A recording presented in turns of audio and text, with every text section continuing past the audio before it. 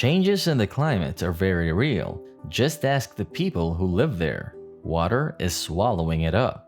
Most people know that the rich and famous go on vacation to the islands of the Maldives, which are far away and expensive. But now that the sea levels are rising, the Maldives may become better known as the first country on Earth to be wiped out by water. Because of global warming, the Maldives are spending money to buy time until the world leaders cut carbon emissions and stop this disaster from happening. A large amount of money from the national budget was used to build an artificial elevated island that will house most of the island's nearly 555,000 people. This seems to be happening more and more every day. The Maldives spends about $10 million a year on coastal protection, but the country's environment ministry says it will take up to $8.8 billion to protect all of its inhabited islands. Extreme steps are being taken, but these are extreme times for the Maldives, where most islands are only 7 feet above sea level. For the Maldives, the difference between 1.5 degrees and 2 degrees Celsius could mean life or death.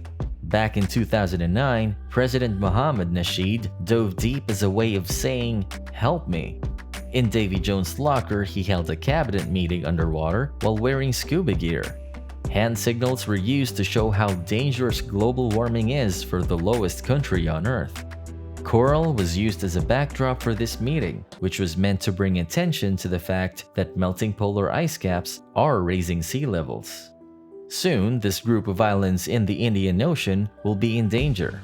Before a UN climate change conference, the president is seen here signing a document that asks all countries to cut their carbon dioxide emissions. Now, deviant soldiers were guarding the event, but the only people who got in were groupers and other fish. The people of the Maldives, a country made up of 1,196 low-lying islands set in a double chain of 26 coral atolls, have been living on the water for more than 2,500 years. This has shaped their culture and sense of self. They were so flat that they barely broke the horizon of the Indian Ocean. And as the seas rise, there are fewer and fewer islands. People in the Maldives are trying something new right now. They are going from the water to the air. They are moving from an island to a man-made platform called Hulhumale, or the City of Hope, which is full of tall buildings. On an island made by pumping sand from the seafloor, 16 high-rise buildings called Hulhumale Phase 2 are being built. More and more Maldivians are moving to high-rise buildings to get away from the rising seas, and people hope that the City of Hope can help fix some of the country's other problems by making schools and jobs better in a country where unemployment has reached 15%. It was thought of in 1997 after millions of tons of sand were dug up and used as fill to turn 2 shallow bays next to each other into 1,000 acres of packed sand, which is what passes for land in these islands. 2/3 of the people can live on the 2 large islands. Hulhumale is a lot like the video game SimCity, which is about building cities. It has a feel of a well-run seaside town with mosques, shops, skate parks, paved walkways, schools, and roads. In 2018, a mile-long bridge linked it to Malé, the capital. The Chinese paid for the Senamali Bridge, which connects the Malé, Hulule, and Hulhumale Islands. The bridge, which is almost a mile long, was first called the China-Maldives Friendship Bridge. This is the first bridge between 2 islands in the Maldives, and it's a beautiful one. In the meantime, a Dutch design firm wants to build 5,000 floating homes in a lagoon near the capital Malé and the international airport. Cohen Altash, a well-known Dutch architect, made the floating homes on the Amarla private islands by Dutch Docklands and Christie's International Real Estate in New York. Time magazine lists him as one of the most influential people in the world. The Maldivian constitution was just changed for the first time to let foreigners own land. But it will take $1 billion investment. Dutch Docklands has said before that it will cost $500 million to finish the 5-lagoon project. To do this, the Dutch Docklands made a deal with the government of Maldives to work together. It won't be cheap either. The government has a 5% stake in the deal, which is a smart move. There are 800 hectares of water in the 5 lagoons. The assessments of how Dutch dock lanes affect the environment. The Ocean Flower, which was the first project, is done, and the villas will be done in a year and a half. Each one costs more than $1.5 million. Their plan is to build 10 luxury villas on mobile islands, each with a private beach, a pool, and a dock where more yachts can come in. All of the housing units float and are clearly on the water. They want to build a nice place to live that has hotels, high-end shops, and restaurants. So, will the Maldives really be the first country to vanish? Or should we just write it off as a story about the far future?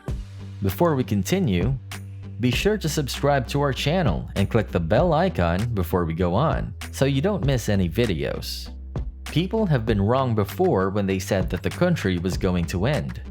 More than 30 years ago, people in charge of the environment warned that sea level rise caused by global warming would cause the Maldives to be completely submerged. Obviously, that hasn't happened yet. But other research shows that the Maldives and other coral islands may be growing instead of sinking. Researchers in New Zealand published a study that looked at the aerial photos and satellite images of Pacific Islands over the past 40 years. They found that most of the atolls they looked at were getting bigger.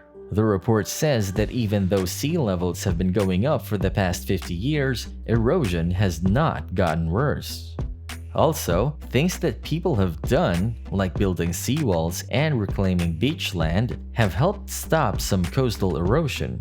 But the way waves move and the dirt that comes from storms can also play a part.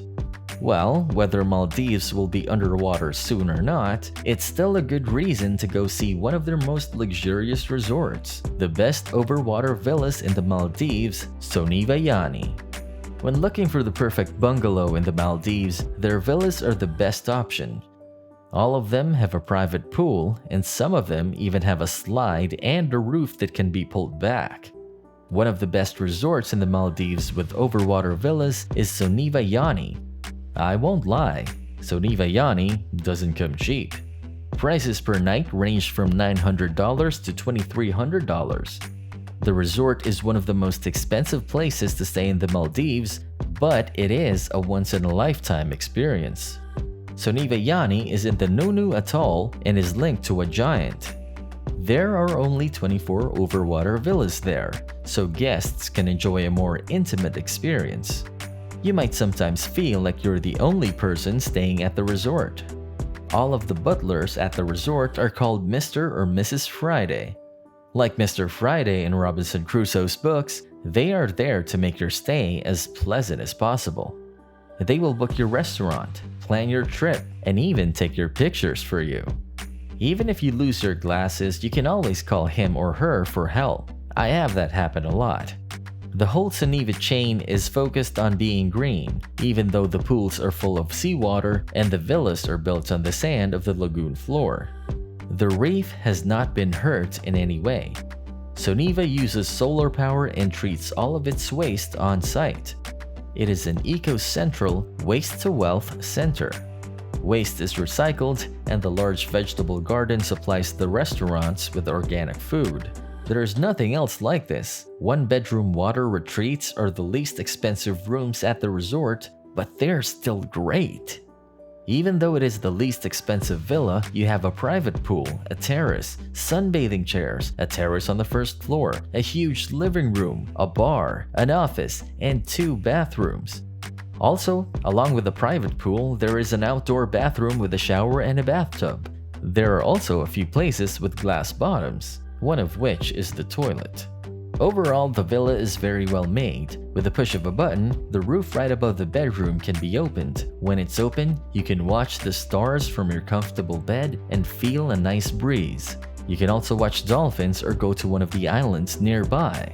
So, it looks like the islands of Maldives are still standing. But you might want to book a trip there soon to enjoy the luxury white sand and crystal clear water before it's, well, underwater. So, what do you think? How long will it take before the Maldives vanish from the world map? Tell us in the comments below. If you liked and enjoyed this video, don't forget to hit the like button and subscribe to the channel. For more insightful videos, get notified by clicking the bell button below. From the high-end stories of today, this has been Modern Luxury. As always, we look forward to seeing you again in one of our videos. Thanks for watching.